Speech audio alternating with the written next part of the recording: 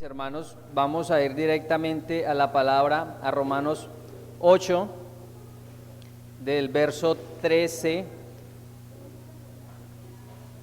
del verso 14 al 17. Hemos estado estudiando la carta a los romanos y más puntualmente el capítulo 8 de Romanos.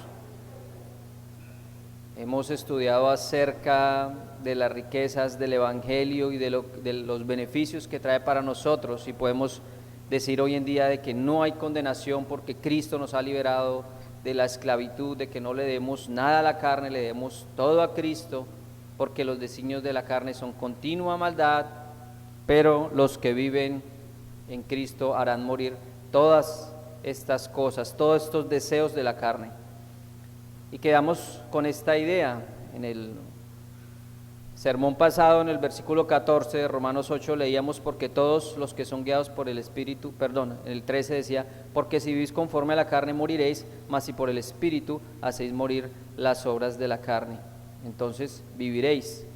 Entonces vemos esa analogía, que si vivimos para el Espíritu, hacemos morir las obras de la carne, y hablamos de la mortificación de la carne, los actos que debemos hacer para hacer morir la carne que hay en nosotros, y también dejamos en claro de que mientras existamos en este mundo no lo podremos hacer de una manera perfecta. La perfección la hallaremos en el cielo, y Cristo ya ha ganado ese cielo para nosotros. Y algo antes de empezar, en estos días que estábamos estudiando la lección con los maestros de escuela dominical, ya vamos en Génesis 18, para mí ha sido enriquecedor. El enseñar a los niños es muy enriquecedor, hermanos, usted aprende mucho. Entonces estamos viendo la historia de Génesis, y ellos ya saben acerca de la creación, acerca de la caída, acerca de Noé, acerca de la torre de Babel, acerca de Abraham, del hijo de Abraham. Todo eso ellos están estudiando allí y se les enseña allí. Y en uno de los versos, más explícitamente en Génesis 18, 17, por favor vayamos a Génesis 18, 17, vamos a ver algo antes de empezar. Es algo que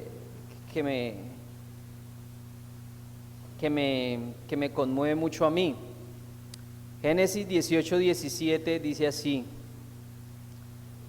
y Jehová dijo: ¿encubriré yo a Abraham lo que voy a hacer?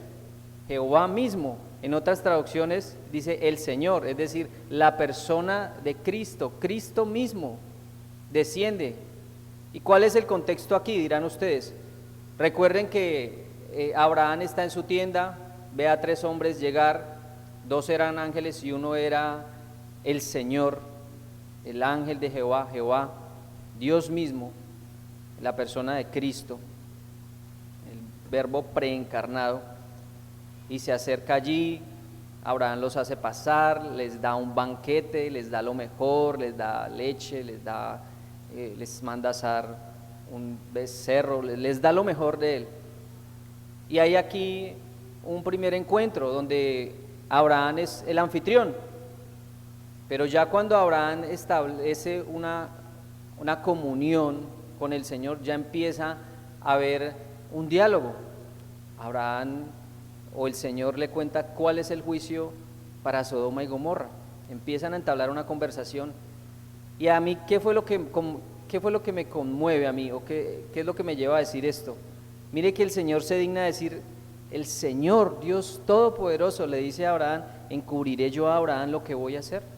El Señor, ¿qué necesidad tiene de decirnos o de hablarnos a nosotros o de descubrir sus planes? Y Él lo hace, Abraham.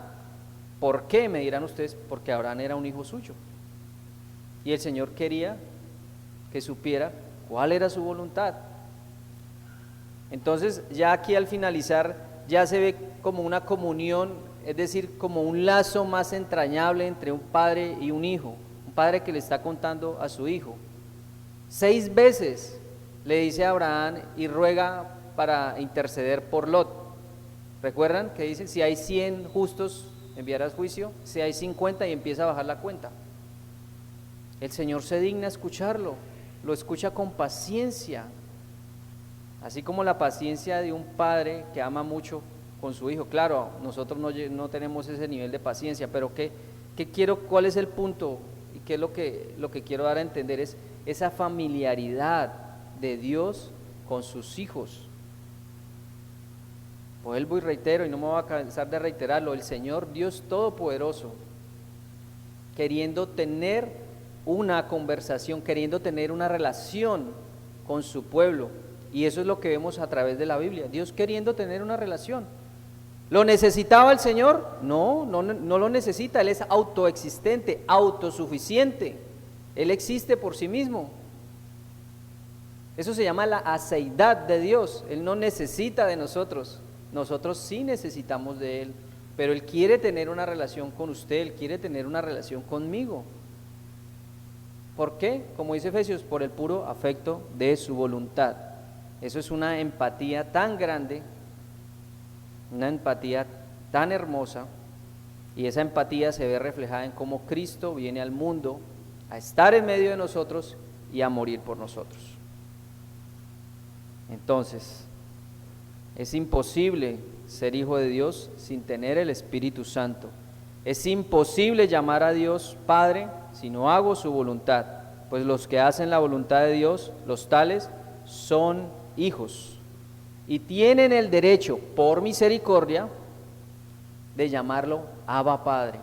Abba, una expresión hebrea de padre, pero es una expresión que refleja una intimidad, un conocimiento de Dios.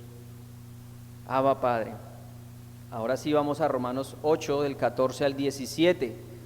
Síganme en sus Biblias y yo lo voy a leer para ustedes. Dice así la bendita palabra de Dios. Romanos 8, 14 al 17, no vamos a perder de vista porque aquí va a ser el enfoque del sermón. Dice así: porque todos los que son guiados por el Espíritu de Dios, estos son hijos de Dios. Pues no habéis recibido el espíritu de esclavitud para estar otra vez en temor, sino que habéis recibido el espíritu de adopción por el cual clamamos Abba Padre. El Espíritu mismo da testimonio a nuestro espíritu de que somos hijos de Dios, y si hijos, también herederos, herederos de Dios y coherederos con Cristo, si es que padecemos juntamente con Él, para que juntamente con Él seamos glorificados. Es decir, somos guiados hacia la gracia de Dios. El Espíritu Santo aplica la salvación a través de una santificación progresiva, pero una santificación que ya es un estado natural del creyente, porque ha sido apartado, santo, escogido, diferenciado de otros, pero que en el camino del creyente siempre va a haber una santificación progresiva. 2, somos hijos de Dios y parte de la familia de Dios. Reitero, y tenemos el derecho por misericordia de llamarlo Abba Padre, como hijos, clamando al Padre. El Espíritu Santo da testimonio de que somos hijos de Dios. ¿Y cómo da ese testimonio? A través del fruto que usted en su vida. Ese es su testimonio. Lo primero que vamos a ver en Romanos 14, porque todos los que son guiados por el Espíritu de Dios, estos son hijos de Dios. Son hijos de Dios, somos guiados hacia la gracia de Dios. Él es el que nos guía. Pero no es una guianza apartada, ¿verdad? Es una guianza que además de guiarnos, está con nosotros. Entonces, ¿a qué tipo de guía se refiere Pablo aquí? ¿Qué es lo que está tratando de decir cuando dice que es una guía? Es una pregunta que nos debemos hacer en esta afirmación, en la cual nos habla de una guía dada por el Espíritu Santo. Yo les voy a poner un ejemplo. Cuando vamos por un camino, ¿verdad? Un camino que no ha sido explorado, un camino que es peligroso, necesitamos a alguien que ya haya recorrido ese camino y que nos guíe por ese camino, porque no lo hemos recorrido. Alguien que tenga el conocimiento adecuado de ese sendero al cual nos dirigimos, para que nos brinde a través de su experiencia un feliz término y asegurando el final del camino, ¿verdad? Esta guía nos lleva a salvo. Un guía nos va a permitir transitar por un camino sin tener que sortear las dificultades, o si sorteamos las dificultades, es decir, si tenemos peligros, saber cómo afrontar esos peligros.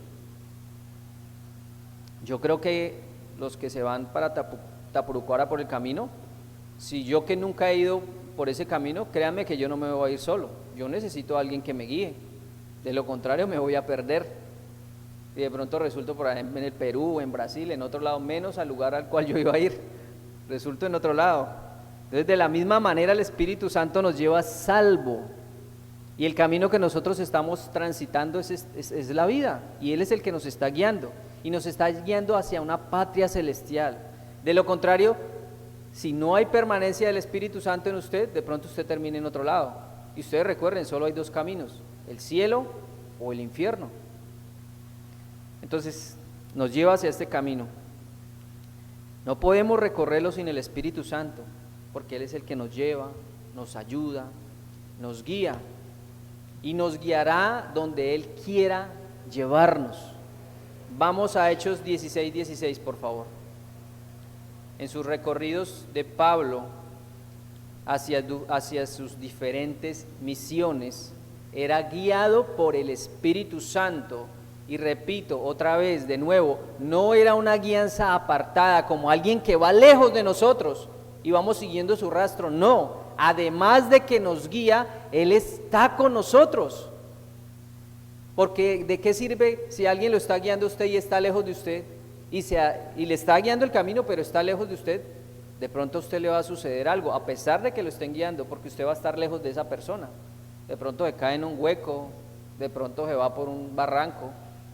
Pero el Espíritu Santo no solo nos guía, está con nosotros, vive con nosotros, nos ayuda, es nuestro ayudador, es nuestro socorro. Hechos 16:16, vamos a leerlo todos juntos, por favor, a la voz de 3. 1, 2 y 3. Y atravesando, ¿sí? Hechos 16:16, ¿estoy equivocado? Sí, ¿lo puedes leer, por favor? Estoy equivocado yo.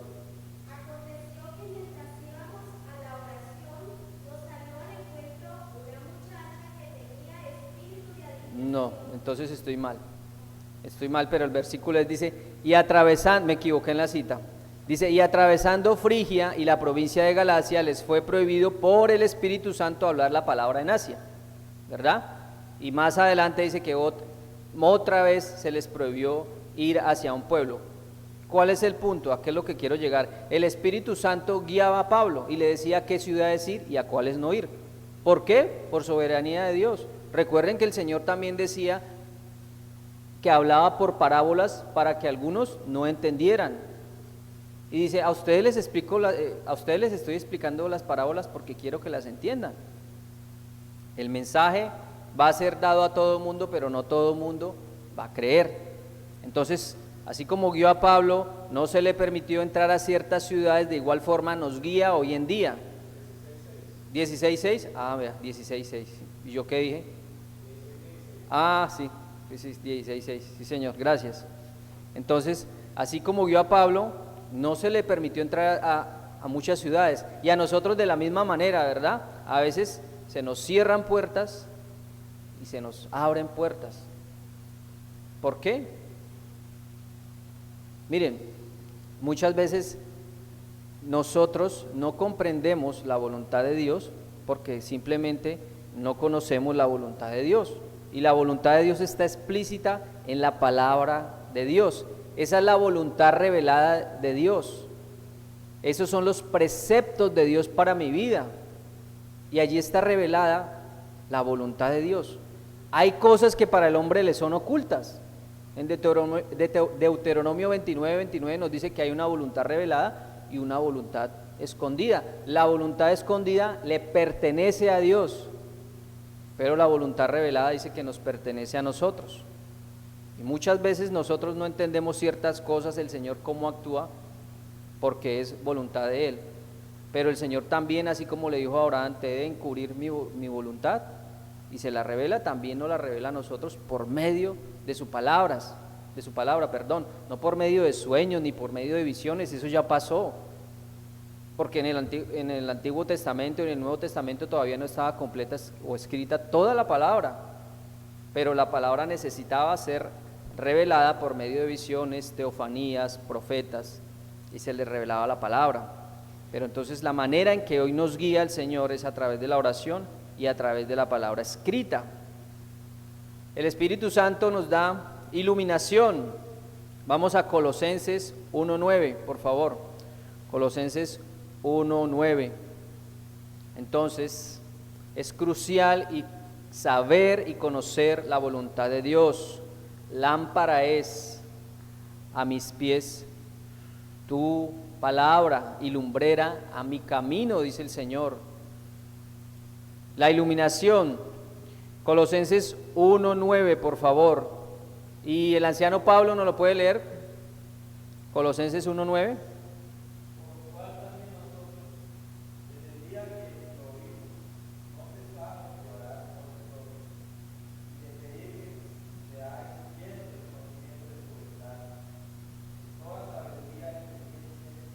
Gracias, hermano Pablo.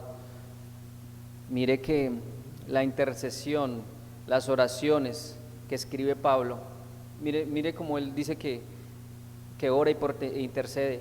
Siempre Pablo en sus cartas habla de motivos de oración espirituales, y ahí es cuando necesariamente nos debemos preguntar cuál es el tipo de oraciones nuestras.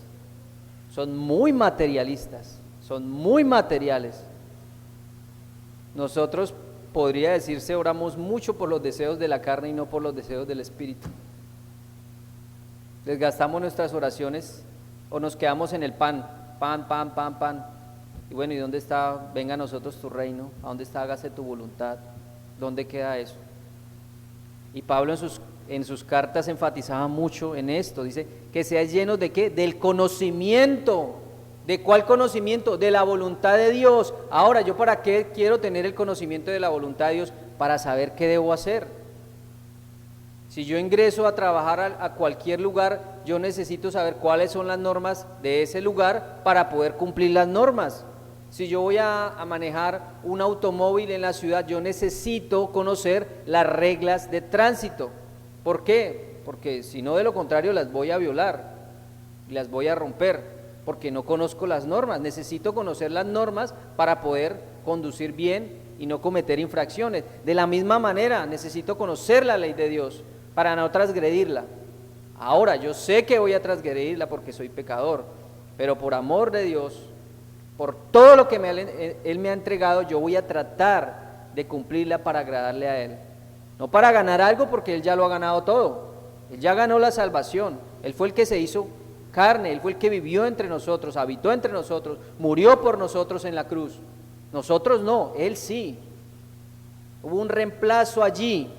Él nos reemplazó en lo que nosotros merecíamos, porque nosotros merecíamos la muerte, nosotros merecíamos la justicia de Dios. ¿Y cuál es la justicia de Dios? La paga por el pecado de la muerte. ¿Qué merecíamos? La muerte.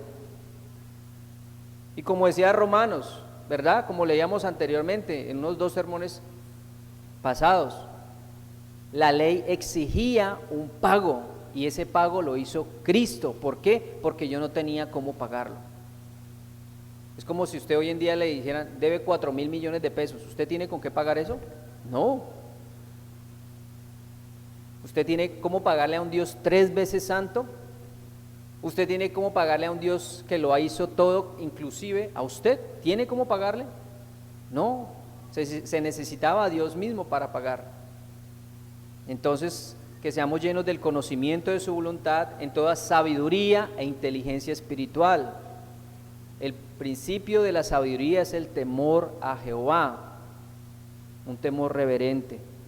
Y esa sabiduría implica conocimiento, inteligencia, prudencia, muchas cosas más. Entonces, esto es la iluminación. También santificación. Vamos a Gálatas 5:25. Estamos hablando de la manera que el Espíritu Santo nos guía, cómo nos ilumina, cómo está con nosotros, cómo nos santifica. El Padre elige, el Señor Jesucristo obra la redención, muere por nosotros, y el Espíritu Santo aplica a nuestra vida la salvación. ¿Por qué? Porque Él está con nosotros y Él es el que nos guía por ese camino. En San Juan 14 le dice, yo les enviaré un consolador que estará con ustedes. Y el Señor Jesucristo, yo voy a estar con ustedes todos los días de su vida hasta el último día. Claro, hablando del Espíritu Santo, el Espíritu Santo es Dios, Cristo es Dios, está con nosotros. Gálatas 5:25. A la voz de 3 vamos a leerlo todos juntos. 1, 2, 3. Si vivimos por el Espíritu, andemos también por el Espíritu. Hermano, si usted dice que es cristiano, pues ande como un cristiano. Si usted dice que ama a Dios, vea, yo he visto a personas diciendo, ay Señor, papito, Dios, ay, le dicen papito. No, Dios no es ningún papito, eso es un diminutivo. Y estamos hablando que Dios es omnipotente, omnipresente, es decir, todos los atributos de Dios llevados a la N, es decir, al máximo. No, no es diminutivo. Él es el Padre. Porque esa expresión Abba no es de pequeño, es algo que implica una familiaridad, algo filial, una familia. Entonces, si decimos que somos cristianos, pues también andemos como cristianos. Claro que nos van a señalar, claro que va a haber errores en nosotros, claro que sí, pero si vivimos por el Espíritu, andemos también por el Espíritu, porque Él está con nosotros. Como les decía, esto no es un asunto solo de guía, sino es un papel activo, es un rol activo que está en nosotros, Dios mismo, activamente en nuestras vidas. Es un papel fundamental, sin el cual no podríamos vivir una vida para Dios. Si no hay permanencia del Espíritu Santo, no podemos vivir una vida para Dios. Mis hermanos, el segundo punto, ahora somos hijos de Dios y parte de la familia de Dios. Cuando nosotros nos reunimos acá y le estrechamos la mano a una persona y le decimos hermano, ¿usted se ha dado cuenta los alcances que eso tiene? ¿De por qué le llamamos hermanos? ¿Cuál es el común denominador en nosotros? ¿Cuál debería ser el común denominador? El Espíritu Santo que habita en nosotros, la comunión del Espíritu Santo. Y esa comunión del Espíritu Santo nos hace ser una familia. Y si somos familia, somos hermanos. Y si somos hermanos, Dios es nuestro Padre. ¿Se ha dado cuenta del alcance que tiene esto? Abba Padre.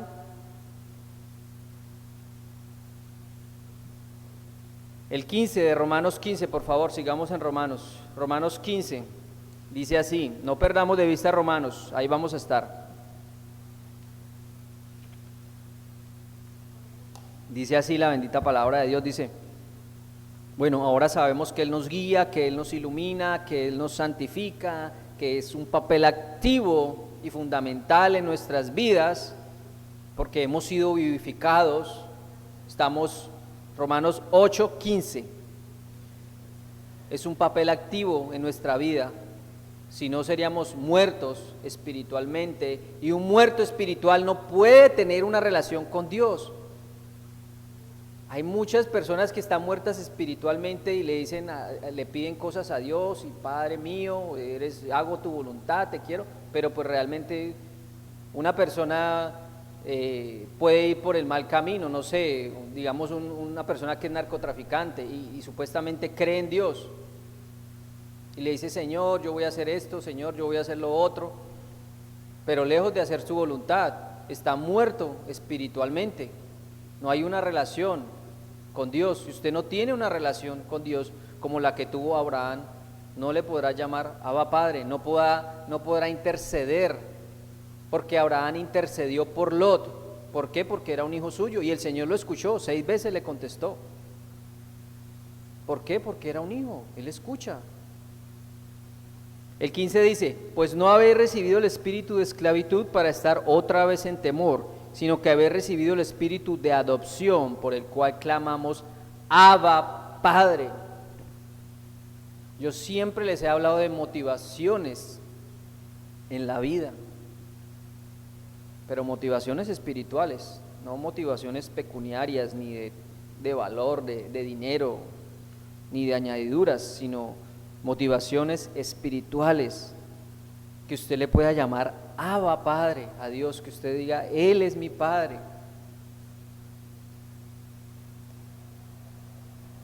Y no tenemos, dice ahí, no habéis recibido el espíritu de esclavitud para estar otra vez en temor. ¿Temor de qué? De pronto de no haber sido perdonado, de pronto temor a la muerte. Claro, podemos tener miedo al proceso de cómo moriremos, o si va a ser doloroso, ¿no? pero es que la muerte ya fue derrotada. Hermanos, usted no va a saborear la muerte. Es decir, si usted está vivo espiritualmente y si usted muere físicamente, porque esa es la última batalla del cristiano, ¿no? La muerte física. Pero esa muerte física es necesario que pasemos a través de ella, porque es necesario que seamos transformados. Y si usted está vivo espiritualmente, usted automáticamente pasará a vida eterna. Nunca saboreará la muerte, nunca. ¿Y qué es la muerte? La separación de Dios. Nunca va a estar separado de Dios. Por eso al final de Romanos, y vamos a ir para allá, dice, no hay nada que los va a poder separar del amor de Dios, ni aun la muerte. ¿Y le han dado el significado que tiene a eso? Que nunca va a separarse de Dios, ni aun pasando por la muerte, yo estaré hasta el final. Porque él empezó la buena obra y la va a terminar y la va a llevar a cabo y ya la llevó a cabo. Nunca vamos a estar separados de Dios. Pero cuando usted está muerto espiritualmente, pasa a la muerte física, pasará a la muerte eterna.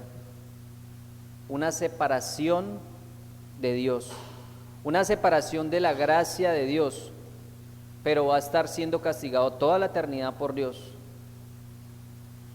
No le tema al infierno por el diablo o por los demonios, témale al infierno por Dios, porque Dios es el que se va a encargar de que usted sea castigado, no el diablo, como lo dibujan en las series o en las caricaturas, con un tenedor y le va a estar infringiendo castigo a usted. No, el diablo también va a estar arrojado allá.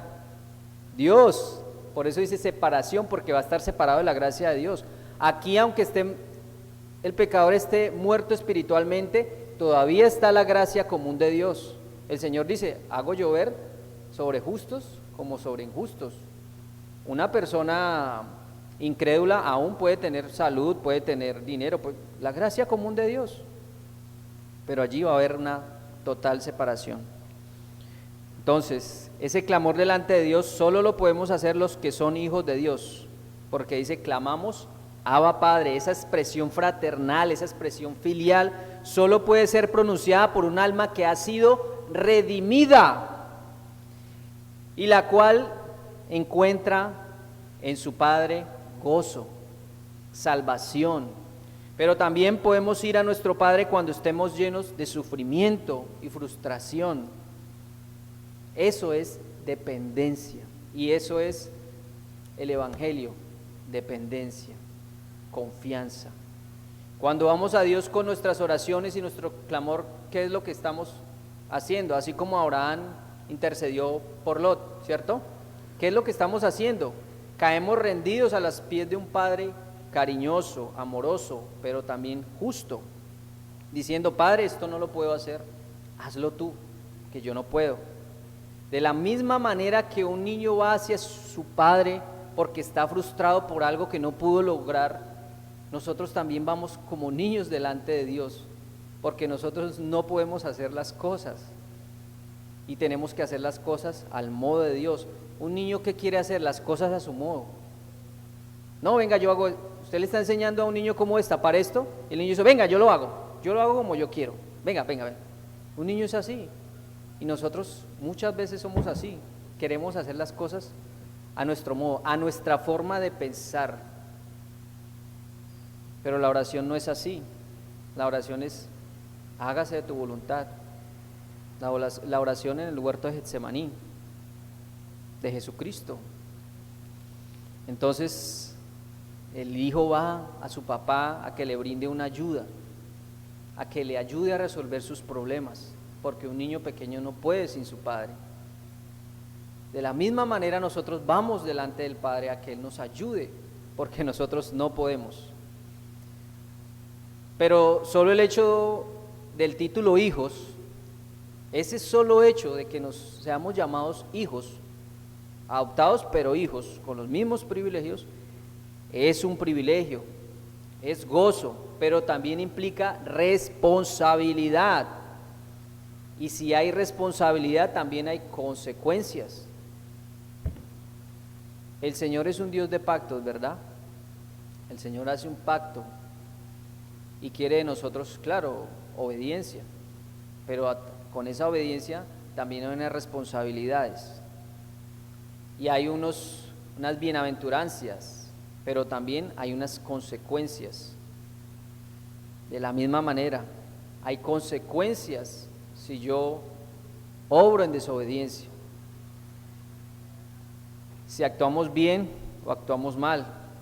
También debemos estar dispuestos a recibir disciplina, porque nosotros disciplinamos a nuestros hijos para bien suyo. De la misma manera el Padre nos disciplina para bien nuestro. Pues un padre que ama a su hijo lo disciplina.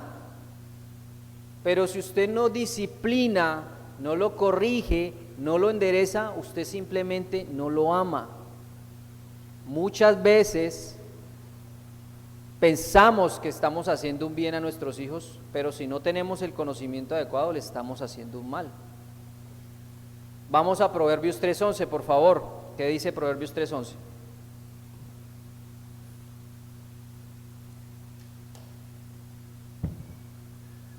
Y el hermano Maurino lo va a leer, por favor. Romanos 3:11. Proverbios 3:11, discúlpenme. Proverbios 3:11. Esto es lo que implica también ser un hijo. ¿Usted quiere los beneficios de Dios? Excelente, salvación, perdón, ¡uy, aleluya! Pero también, si quiere beneficios, también implica responsabilidades, también implica sacrificio vivo, agradable a Dios, también implica su vida en servicio a Dios, como dice Romanos 12:1. ¿Qué dice Proverbios 3:11, Amaury?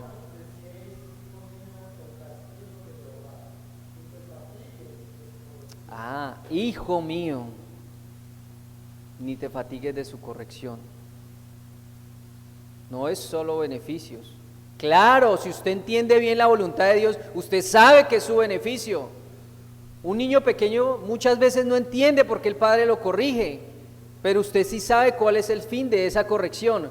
Y ahora, si usted sabe el fin de esa corrección, usted que es un ser que peca, usted que es un ser defectuoso y quiere lo mejor para sus hijos, ¿cómo no va a saber Dios qué es lo mejor para nosotros? Él que sí es perfecto, Él sí conoce lo que es bueno para sus hijos. Y si hay corrección, no sé, de pronto una enfermedad, de pronto un accidente, llámese, o una situación económica, si usted realmente está asido de la palabra de Dios, asido de su voluntad, es decir, agarrado de Él, usted sabe que eso es para bien suyo. Y vamos a ver más adelante Romanos 8:28, porque muchas veces la gente no entiende esa expresión. Para los que aman a Dios, todas las cosas les vienen a bien. Y eso lo puede decir incluso un incrédulo. Para los que aman a Dios, todas las cosas les vienen a bien. Pero usted sabe que es a los que conforme a su propósito son llamados. Esto es decir, esto es una promesa, pero para sus hijos. Es que a mí me pasan muchas cosas buenas. ¿Por qué? Sí, porque yo le oro a Dios y yo estoy bien económicamente y a mí me da bien. Bueno, y eso no implica que eso sea una bendición de Dios, porque entonces, ¿qué hacemos con todas esas personas que tienen mucho dinero mal habido? Entonces, ¿es una bendición? No necesariamente. ¿Por qué? Porque hay un desconocimiento de la voluntad de Dios, porque hay un desconocimiento de la palabra. Entonces tomamos la palabra a nuestro acomodo y pensamos que es una bendición porque no sabemos. Pero entonces Dios me está castigando, entonces no quiero la corrección de Dios. O esa persona le está yendo mal, mire, malo Dios lo está castigando porque es muy malo y perverso, pero puede que no. Miren la vida de Job, ¿se han leído el libro de Job? Cuánta corrección, cuánto castigo para Job, pero realmente él dice el mismo Dios en la conversación con Satanás: ¿no has visto a mi siervo, el cual es justo? Pero mire todo lo que sufrió, y Lot no tenía nada que ver ahí. Claro, Lot era pecador igual que nosotros, ¿verdad? Pero Dios permitió todas esas cosas, y su futuro postrero llegó a ser mejor que el primero. Corrección de Dios. Y en Gálatas 4:6, no lo busquen, dice: y por cuanto sois hijos, Dios envió a vuestros padres el espíritu de su Hijo, el cual clama: Abba, Padre, que ya lo leímos aquí. Él envía su espíritu, para que podamos tener una relación familiar con Dios. De lo contrario, usted no puede tener un vínculo con Dios.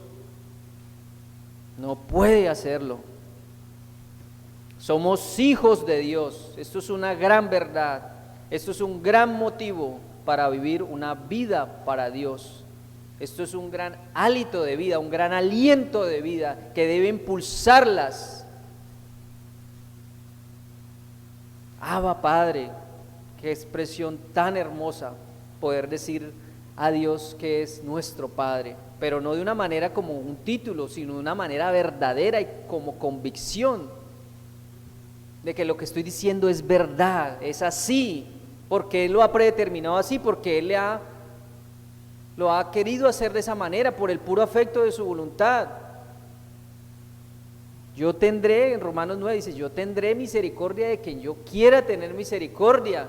Somos vasos, somos como vasos de barro en sus manos, y Él nos formó, creó vasos para destrucción, para condenación, y vasos para salvación. Es así. Vamos a San Marcos 14:36, por favor. Ustedes saben que Cristo, Marcos 14:36, San Marcos 14:36, allí en una oración que le hace el Padre en el huerto de Getsemaní, dice que sufrió mucho allí, ¿verdad? Y tan fue su sufrimiento, tanto fue que sudó hasta gotas de sudor. ¿Cómo sería su angustia en ese momento, siendo 100% hombre? Pero mire la convicción, porque hemos estado hablando, bueno, si somos hijos de Dios, también puede haber y hay disciplina en nuestras vidas, hay corrección, pero a pesar de eso siempre tiene que ir primero en hacer la voluntad de Dios. ¿Qué dice San Marcos 14:36? Todos juntos, por favor. 1, 2, 3. Y decía: Abba Padre, todas las cosas son posibles para ti, aparta de mí esta copa, mas no lo que yo quiero, sino lo que tú. En otro evangelio dice que no se haga mi voluntad, sino la tuya. Pero mire, hay una expresión de familiaridad. No hay sometimiento más grande en este mundo que el sometimiento que tuvo Jesucristo hacia su Padre Celestial. Y entonces muchos dicen, ay no, porque Él se está hablando de esa manera, Él no es igual a Dios o Él no es Dios. No, esa es la gran humillación, en su estado de humillación. Ese es el gran sometimiento al cual nosotros debemos también someternos a Cristo. Él nos está enseñando, porque tenía que haber sometimiento para que hubiera la paga del pecado. Abba Padre, todas las cosas son posibles para ti. Ahí hay una afirmación, todo es posible para Dios, todo es posible para Dios. Y era posible apartar de esta copa. Muchas veces nosotros queremos cosas, es verdad, y tenemos anhelos y no quisiéramos sufrir y quisiéramos andar no por un valle de lágrimas, sino por un valle donde hay un arco iris y muchas flores y un paisaje muy bonito y que todo fuera color de rosa. Y muchas veces pedimos eso, pero al final nuestras oraciones: Señor, que se haga tu voluntad y no la mía.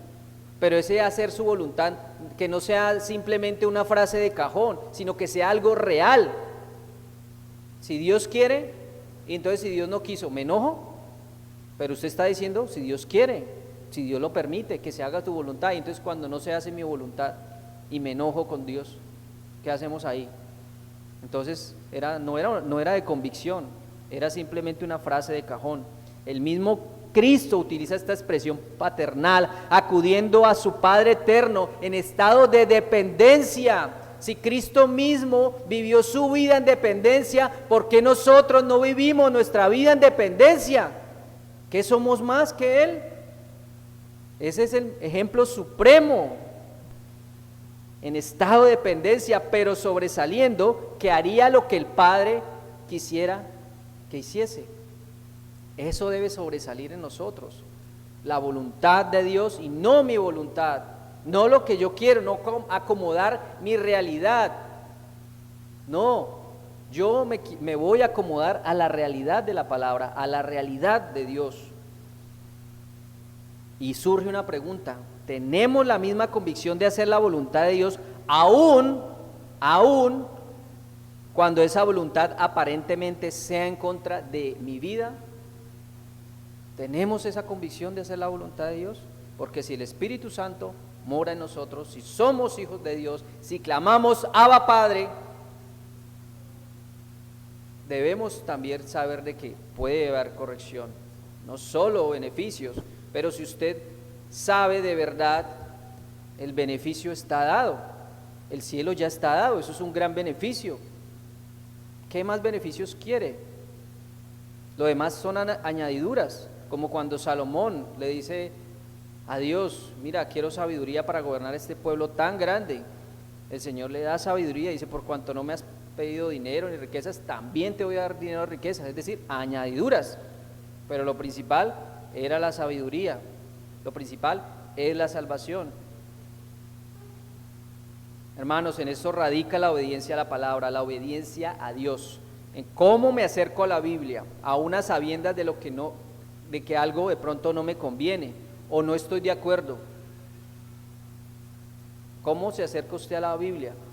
Tratando de buscar a ver cómo la Biblia se acomoda a mí, o yo me debo acomodar a ella. ¿Cómo es? Porque aquí hay una realidad ya dicha, ya dispuesta, hay unas leyes en las cuales Dios dice que debemos andar en esas leyes. No esas leyes andan de acuerdo a mis preceptos o a lo que yo quiero, no, yo debo andar conforme a lo que, aun cuando esto de alguna manera repercuta sobre mí, es decir, me perjudique o no me guste, porque aquí ustedes se van a encontrar en la palabra de Dios que cosas que usted como que no le gustan, pero así es la ley de Dios. No es para que le guste, sino que es para que la cumpla. Y de alguna manera voluntaria, si es que usted es hijo de Dios, la va a hacer de manera voluntaria y agradable, no como una carga. Entonces, vea, hermanos, de la misma manera que Abraham entrega a su hijo, Isaac, ¿y usted cree que eso fue muy grato? Porque lo tomamos muy a la ligera, cuando el Señor dijo: no, entrega a tu hijo, al único hijo, al hijo de la promesa, entrégalo en sacrificio. ¿Ustedes creen que eso fue fácil? ¿Hacer la voluntad de Dios? No, pero aún a sabiendas de que va en contra de mi corazón y de mis deseos perversos, yo lo hago. Él lo hizo. ¿Qué hizo? Obedeció. Aun cuando la Biblia juzgue un pecado mío que no quiero reconocer, por encima de esto está Dios. Clamar a Dios Abba Padre es solo un privilegio para los que Dios de antemano conoció, predestinó, eligió, justificó y glorificó. Estos son los que hacen la voluntad del Padre. Amén. Vamos a Romanos 8:16, ya vamos a terminar. Siguiendo en Romanos 8:16 dice la palabra de Dios: el Espíritu mismo da testimonio a nuestro espíritu de que somos hijos de Dios, ¿verdad? Es decir, su espíritu se une a nuestro espíritu para confirmar que somos hijos de Dios, está testificando. Y recuerden que Pablo trae aquí una idea del pueblo romano, que para que una persona pudiera adoptar a alguien tenía que haber 7 testigos para que pudiera dar fe de la adopción. Entonces hay alguien aquí que está testificando, Dios mismo testificando que somos hijos suyos. Eso es más que una garantía, eso es más que garante. El Espíritu mismo da testimonio de que somos hijos de Dios. ¿Por medio de qué? Del fruto que demos, del fruto de Dios en nuestras vidas. Esto es un testimonio cósmico. El Espíritu Santo es testigo, el que testifica, porque ve nuestro espíritu y se une a Él siendo uno con nosotros, como en la oración sacerdotal en San Juan 17, ¿se acuerdan?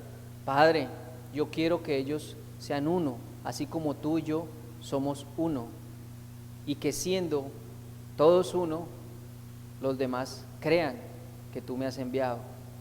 Unión, dando a conocer que somos hijos del Padre.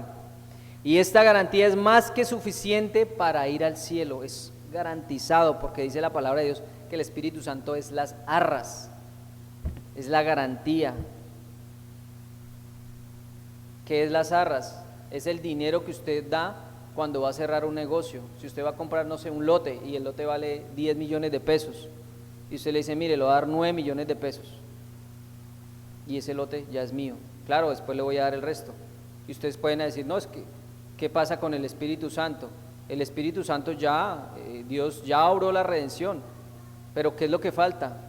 Falta la redención de nuestros cuerpos, falta todavía que termine las cosas que ya iniciaron, pero ya es una garantía, ya es un hecho, porque dice Pablo, dice, y estos también glorificó, ya habla de un estado actual, en presente, ya glorificó, ya está garantizado por la permanencia del Espíritu y el testimonio de Dios mismo, y no solo testifica, sino que junto con el Padre Jesucristo hicieron posible el plan de redención, y gracias a Dios que nos quiso y que me quiso incluir a mí en ese plan de redención. ¿Qué somos nosotros?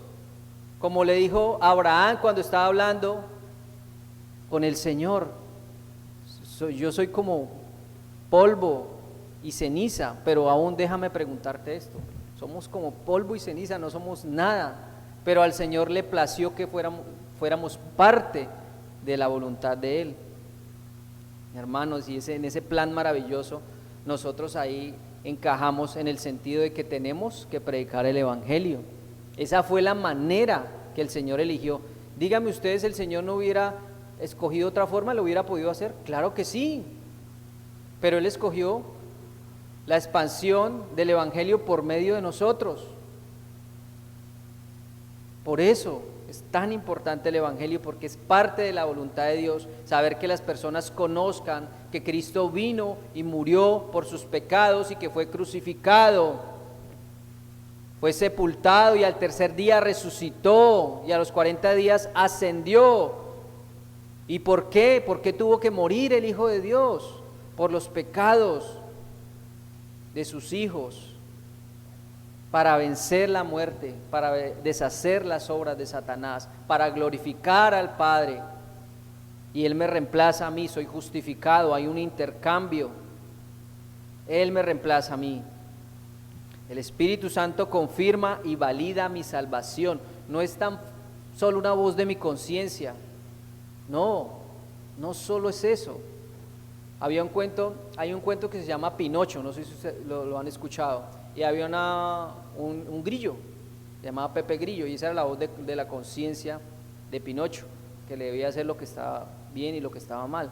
Pero no es solo una voz de la conciencia del Espíritu Santo en nosotros, como les decía, Él es el sello por el cual sabemos que le pertenecemos a Dios. Él es el que valida nuestra entrada al cielo. ¿Y cómo lo corrobora?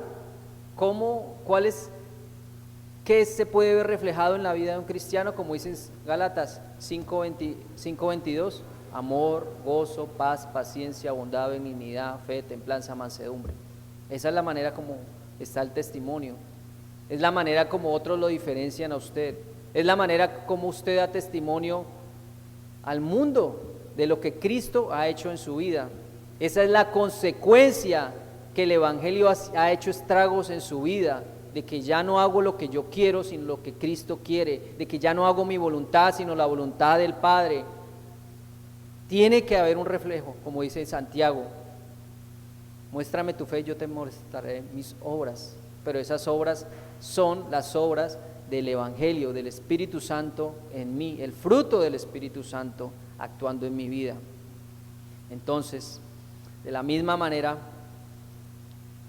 con Él mismo podemos hacer, o con el Espíritu Santo podemos cumplir su plan de salvación y sus mandamientos, no de una manera perfecta.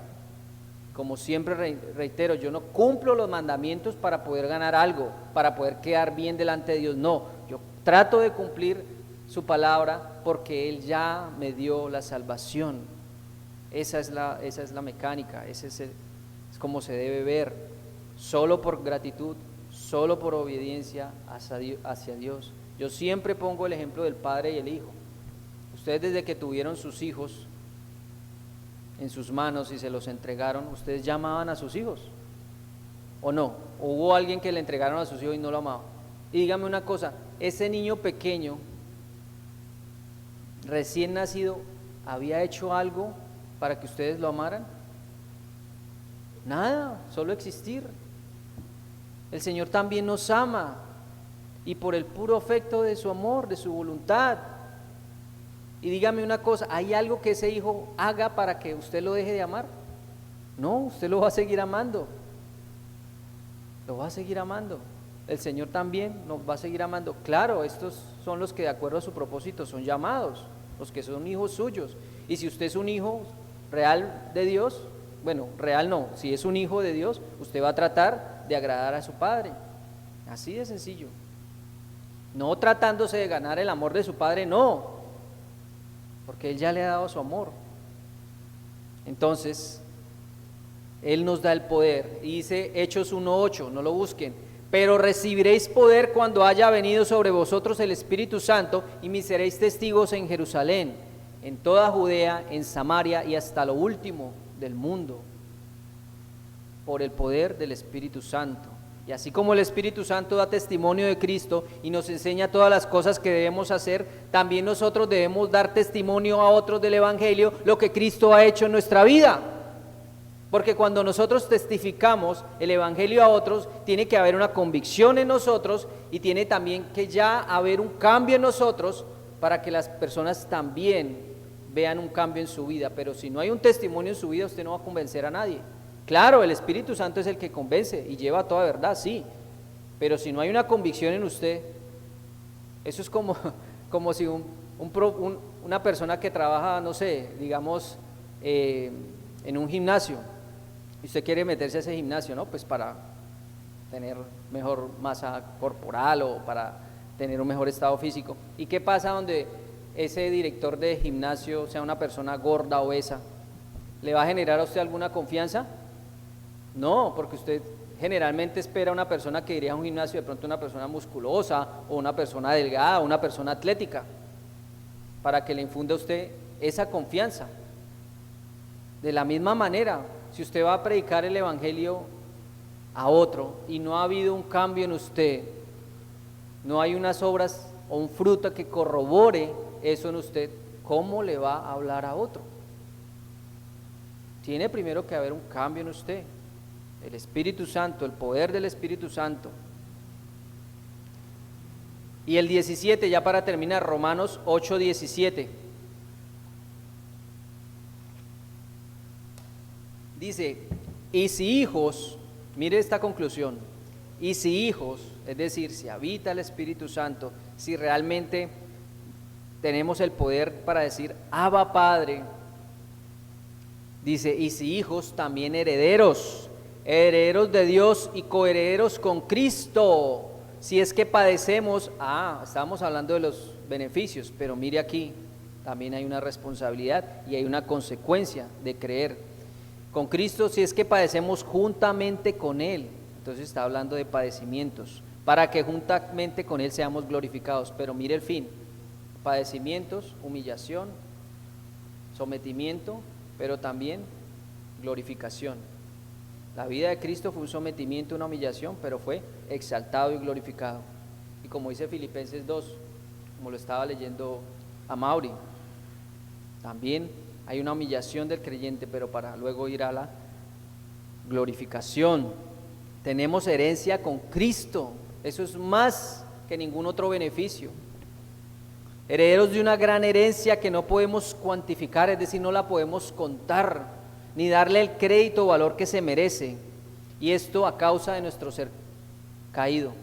Nosotros no le podemos dar la importancia que se merece al reino de Dios en nuestras vidas, no lo podemos, no cabe en nuestra mente, no cabe en nuestra mente, no podemos responder a tan gran beneficio, no podemos darle la importancia adecuada, la importancia que se merece, no podemos prestarle la atención que debería tener en nuestras vidas.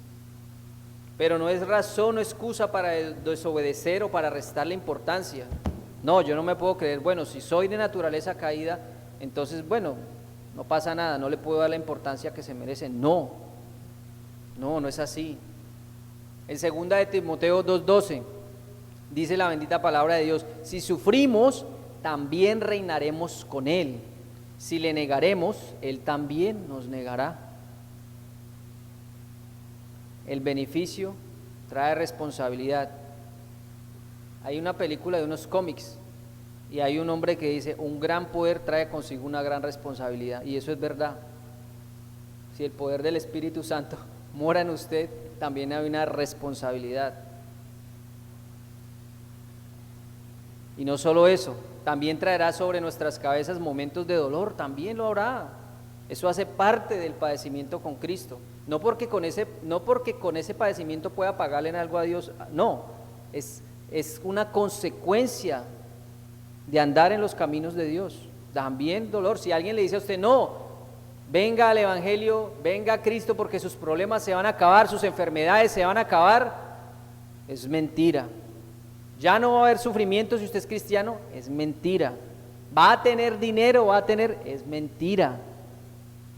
El Evangelio, la palabra de Dios, se encarga de desmentir cada una de esas mentiras.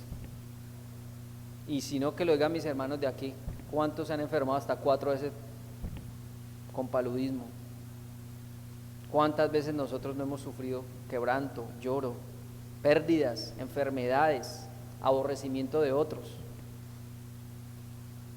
Pero dice en Romanos 5, Pablo, que nos gocemos en las tribulaciones, porque esos problemas, esas tribulaciones traen paciencia, es decir, resistencia, y esa paciencia dice que forma nuestro carácter, y ese formar nuestro carácter trae esperanza, y la esperanza no avergüenza, es decir, todo lo que sufrimos no es en vano, y esto que sufrimos no es nada en comparación con lo que recibiremos, y no le damos ese valor, mis hermanos.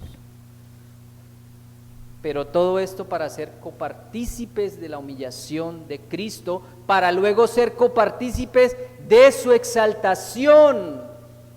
Porque hace 2 sermones decíamos ahí mismo en la carta de los Romanos, dice que seremos juntamente resucitados con Él. Eso es otro impulsor para nuestras vidas. Esa es otra motivación. ¿Usted quiere motivación? No esa motivación personal que le dice el mundo, la autoayuda y el yo, crea en usted, viva en usted, hágalo. No, si usted quiere motivación, vaya a la palabra de Dios y ahí va a encontrar la motivación que usted necesita.